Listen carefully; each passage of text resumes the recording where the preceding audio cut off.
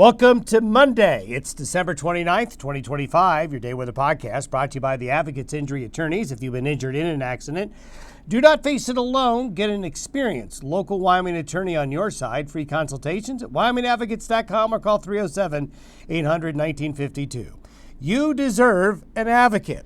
Slowly shifting patterns, the title of today's podcast. We'll talk about that here in a moment. But finally, some of you got some winter. Boy, especially Saturday night and Sunday, with the sharply colder temperatures, sub-zero temperatures for some of you. Boy, that wind was awful. A cold, strong northwest wind. What we're going to see is another Arctic blast once again is headed to our east. We'll talk about that here in a moment. Basically the same old in terms of where the real harsh winter weather will be. High pressure will cover a lot of the Intermountain West for most of this week. It's going to be a quiet week of weather. We're not going to be as warm as the last couple of weeks, but we're still going to see above average temperatures. And the thing that'll be nice about this pattern is it's not going to be the type that brings high wind events, as the jet stream will go through a readjustment phase. Now, later in the week, we're going to see another storm system form along the west coast, and this will throw moisture towards the Intermountain West once again, mainly west of the divide as we get to the end of the week and as we get into New Year's weekend. That's when we'll see the weather begin to change a little bit, and we're going to continue to watch the block. This fits into the slowly shifting patterns. But we do see some realignment of the blocking pattern. It's a really interesting pattern. We'll show you that here in a moment. Another shot of deer in Gillette in that yard just before the Arctic front hits. Now here is a great shot from Jan Curtis of a lot of different and a lot of neat looking clouds here late last week before the weather changed.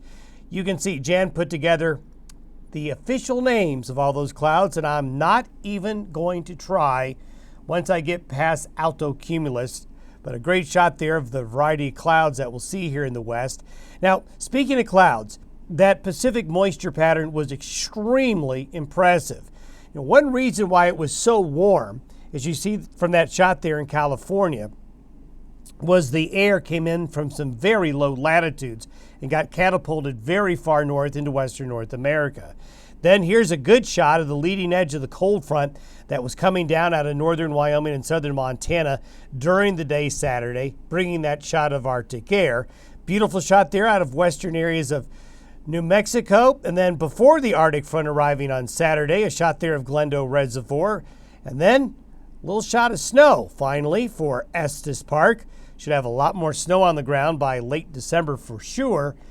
A lot of snow, as we'll show you here in a moment with the Snowpack update in eastern Idaho and western Wyoming with that barrage of Pacific moisture. But things finally cleared out to show a beautiful blue sky and just a beautiful winterscape across parts of the west. Yes, that is snow in Laramie, something they haven't seen much of at all so far this winter. And great shot there in Ryan Park. Good shot of snow for the upper North Platte drainage. Snowfall amounts of 1 foot to 2 feet in the southern mountains of Wyoming and far northern Colorado out of the system. Here's a shot from Lake Bridgeport, Texas. Scott reports a 20-degree drop in temperature as that Arctic front came on through here late in the past weekend. And finally, a little bit of snow for northwest Colorado as well. And then here, how about this for a winterscape? Dave Bell getting a shot of the Wind River Mountains and a lot of wind. Boy, we had just a ton of wind in many areas behind that Arctic shot that came in Saturday night and Sunday, blowing that snow around. But some very heavy snow falling in Wyoming's western mountains over the last several weeks from that Pacific pipeline. And that Pacific pipeline kind of interrupted right now. We've got the low up here off the coast of British Columbia. This low here is going to wreak havoc in the upper Midwest and the Great Lakes in the northeastern United States and especially eastern Canada. And this is going to be a big player in how the weather goes over the next 7 days. We'll talk about that here in a moment. Latest snowpack figures show the blue is where you want to look for green and blue. Green and blue is where your snowpacks are in good shape. Yellow, you're below average. Orange, you're a bit more. Red, you're in bad shape and you need a lot more snow. But we certainly did see some minor improvements right here with the weekend system. Then, of course, huge snow, avalanches, snowpack in parts of this areas now. Sierra Nevada has gone well above average, and they've got more coming, as we'll show you here in a moment. But as we go through the week ahead, This is the same wave that came through the Intermountain West and the Northern Plains late Saturday night into Sunday, ushering in that strong northwest flow and that big shot of much colder Canadian air. After a big warm-up in this part of the country over Christmas, they're going to get a big cool down, and this is where the Arctic wave is going to go. We've got the double block up here in the Aleutians and just in a huge block, Greenland block forming there. If you notice the high pressure ridge in the Aleutians and the high pressure ridge in the Greenland area are almost wanting to connect over the poles. So that just shows you how intense the blocking regime is. This low here is going to spin up and become a deep, powerful system, and it's already prompting winter storm warnings. Red here are blizzard warnings, high wind warnings, just going to be awful. They're going to have major windstorms in the Great Lakes. 30, 40-foot waves are possible in some of the Great Lakes in the open water. Just a powerful storm. This will cause a lot of travel headaches if you've got any airports in the Great Lakes region or the northeastern United States here over the next couple of days. Look at these snow totals in parts of Canada going into the upper peninsula of Michigan. Then lake effect snows will be going on here. A little bit of snow for the far parts of the northern Corn Belt as well. By New Year's Day, look at that low. It consolidates. Now this kind of gets us into our block watch. This low is so big, this is yet another logjam right here. As this vortex of cold intensifies, it'll pump Arctic air and very cold weather into the northeastern United States, getting into the East Coast.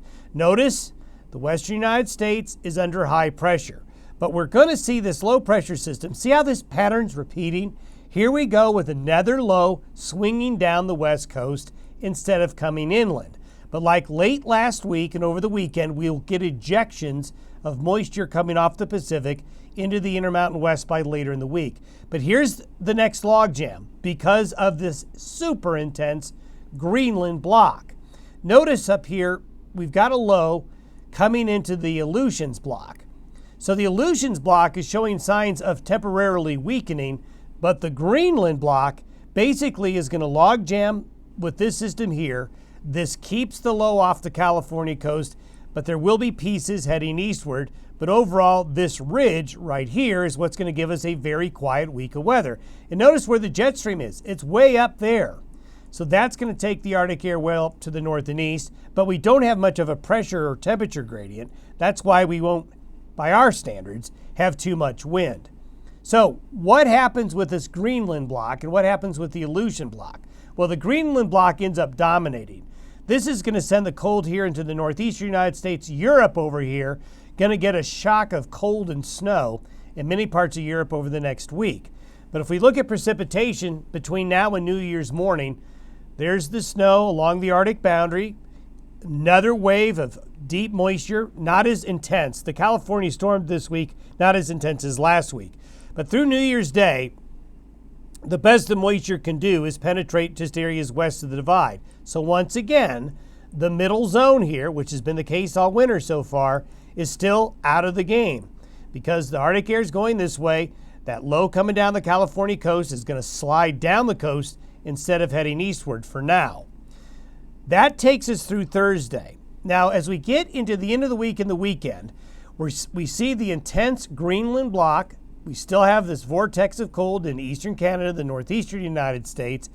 But notice, we start to see a little bit of a wave coming off the west coast inland. So this will spread a little bit of snow into the Rockies here by late in the week and into the weekend, mainly a mountain event.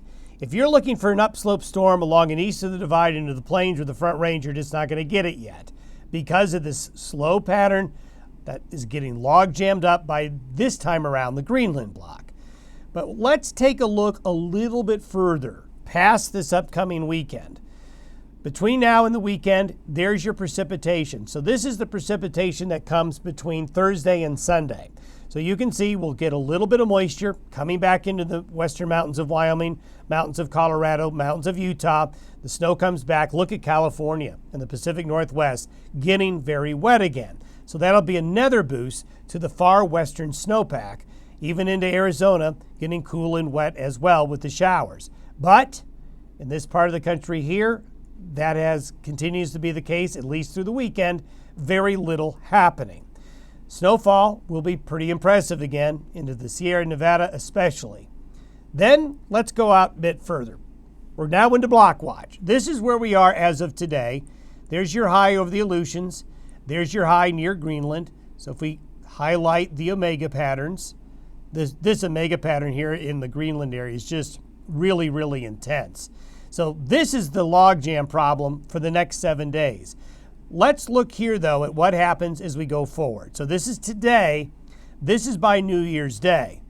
This block really intensifies. Look at that. Wow. This block pattern in the Aleutians begins to weaken, but it's still there. Hence, that's why the California storm is going to go just along the west coast. Notice this area of low pressure here. What's going to happen, likely, by late in the weekend and early next week, is this will move enough to move this block pattern to the east, or at least weaken it. The Greenland block is going to logjam things up here for a good 7 to 10 days.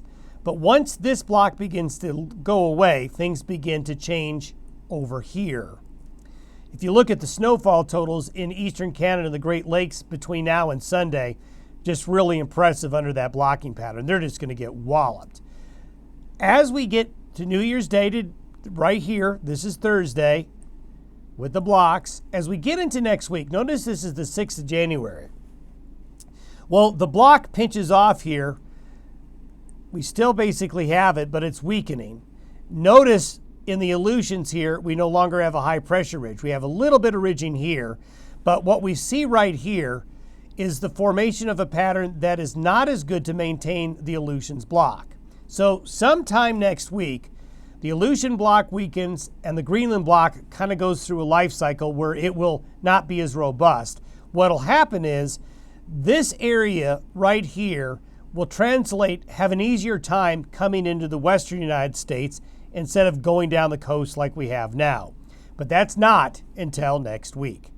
Have yourself a good Monday. We'll have more for you tomorrow.